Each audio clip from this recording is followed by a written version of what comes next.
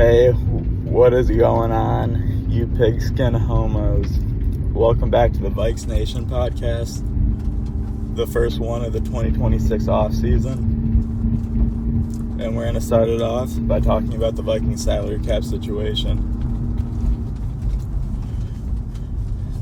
Now, just looking at it from the start, it's no bueno. The Vikings are in significant cap HE double hockey sticks. We're there. I was seeing earlier as low as $30 million over the cap, but I think they're more realistically closer to $45 million, with estimates being specifically $46 to $48 million over the cap right now. And this stems from a couple things. One really recent thing you can click to or point to is last season signing defensive linemen Javon Hargrave and Jonathan Allen for the Super Bowl push with rookie contract baby boy J.J. McCarthy leading us on the way, Russell Wilson style. So we went all in on for the championship, and I think at the time everyone's for that. So you can't go back on Questy for it. If McCarthy plays better, it could turn out better, but both those boys didn't perform up. Both those chubby diabetic boys didn't perform up to par with what they've done in their career and their contract. So it's a little lackluster from what you were expecting. Jalen Redmond had nearly twice the tackles for losses of Javon Hargrave, and he was all over the field, and you're going to definitely need to pay him. Looks like the Williams Wall and one man combined. So, that was one signing. And before that, TJ Hockenson has a big contract. He was the highest paid average annual value tight end on the market at the time, making like $17.5 million. He has a huge cap hit for right now as well. And another guy is Brian O'Neill. He's on the final year of his contract, and his cap hit's pretty massive this year because we converted a bunch of his salary to in the later years of the contract. So the Vikings, Questy kind of screwed himself on that one, but it seems like there'll be a way out, and you kind of predict a few of the moves that you think they're going to make. Speaking of those defensive linemen, Javon Hargrave, if we cut him right now, and I think he's 33 right now, the Vikings save $11 million in cap space. I think that's maybe one of the most obvious ones. I give him a C on the season, but definitely not worth having him in there, to be honest. I think all Viking fans would rather have Harrison Phillips, and he's a damn Viking in the flesh through and through. Just for what he stands for and all that. So cut Javon Hargrave, okay? $11 million off the cap. What's the next move? You're going to go and take a little look at the offensive lineman side of the ball. Them chubby diabetic boys, diabetes. Boys up front protecting JJ.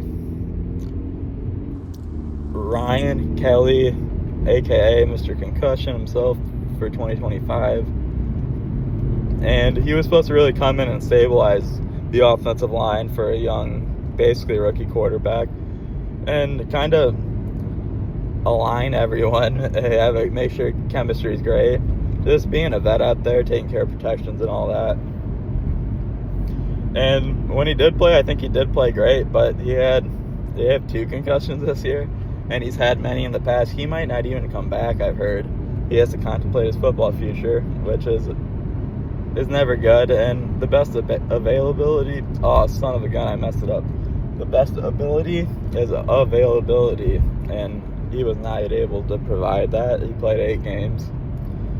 Missed half the season. Especially at center, kind of like you want with your tackles. Availability is very important. We know a backup center's looking in the NFL, and it's not pretty. I just think C.J. Stroud, that last playoff game,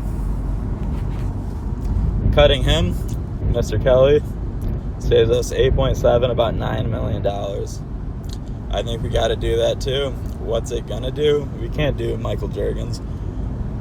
I think that's going to be a need in the draft now, center. But right there between those two thick boys, $20 million saved. Now, this is one thing will get a little tricky, gets in the heart of us Viking fans thinking of the memories. But TJ Hockenson, great tight end, was injured, didn't have the best quarterback play for him this year. But his cap, if we cut Hockenson, I think it's after the June 1st deadline, saving $16 million in cap space. I think at the least something's going to happen, whether we release him, trade him, I've seen talks with that, or just straight up trying to restructure his deal. But yeah, 16, so $16 million off the books added to the 20 from before. You're already 36 removed, so really only 10 million over the cap limit. So you're pretty close to being out at cap HELL. Now the next move, another offensive piece. You got to start thinking about Aaron Jones. We all love Aaron Jones. He exemplifies what it means to be a Viking. Seems like he fell in love with the city and the team. And he brings that edge of that emotion. He can catch out of the backfield. He really does it all. But he's always banged up a little bit, it seems like. He's 32 now, about. It's going to save you $8 million in cap space taking Aaron Jones and releasing him. And you do like what's Mr. 49er Jordan Mason brings to the table, being physical, and he feels like he's the opposite of Ryan Kelly. He's always available. He's never hurt. He's a young, strong body, no homo. I think maybe take someone else in the draft, someone cheap through free agency, but sadly, I think you might have to part with Aaron Jones. It's been a fun tenure with him, and great guy, great player. We got some great years out of him, too. But that one will be pretty sad, especially when the cap hit's not that high. I'd like to keep him one more year, but it's a business. And that gets him at $44 million back. They're only about $2 million over the cap space with those 4 moves. And I'm really predicting, from everything I'm seeing, and I'm just an average Joe faggot, so I can't act like I hold any power, like I'm a NFL Network reporter. But I think that's what's going to go down. And then, to top it off, let's talk about Brian O'Neill. His PFF grade was 6th best of all right tackles, I think, in 2025. 81 around their PFF score. So very good. I'm not going to lie, it did look like he let up the occasional sack this year. He wasn't as smooth, but the offensive line was in shambles all year. He's dealing with, I think, the Micah Parsons, etc. of the world. So he's a great player. He's 30. He's obviously going to want one more long contract, and he's going into the last year of his contract. And his cap hit is massive.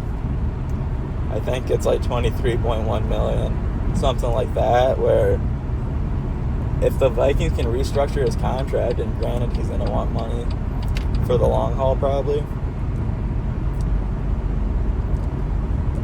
the Vikings can save $14 million in cap space, supposedly. So, all that stuff, the Vikings are actually ready to go. And yes, that leaves some holes. At least you re-sign Brian. But you got a hole at RB. Got a hole at center. Got a hole at defensive tackle.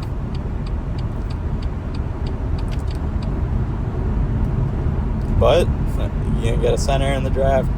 You can get it back at some point in the draft, someone with a little different skill set. Maybe a guy who can catch out of the backfield, who's a little shiftier than Mason. And you can get a defensive tackle too. Get a big body up in there, sign a cheap vet. Try to get another Harrison Phillips in there. So in the end, the grand scheme of it all, the Vikings aren't looking too bad. And it is a crazy tough division. McCarthy's going to have to show up. But they're not bottom of the division poverty boys of the North. They can take it, and a lot can change in a year. I feel like Renard tweeted something like that out at the end of the year, and he's like, "Oh, a lot can change in a year. Keep working," and I love that. So let's go. I don't want to lose Mr. Flores because that means losing Harry, and if I keep talking about it, I'm going to be bawling my eyes out.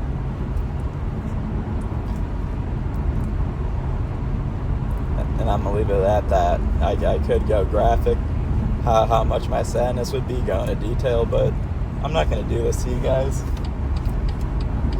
So I think there is actually. Let's see that stuff get done. Hopefully. A lot of hope for 2026.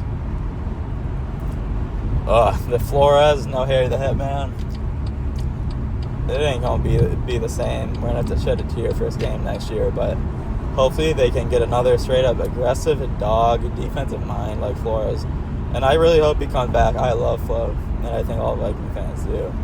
But he deserves a head coach chance, and Hitman has been, I think for many of us Viking fans, the top Vikings player since 2012, baby boy. Just being an exemplary Viking and great person. Doesn't want the hype. So thanks for listening. Tune in next time. Skol.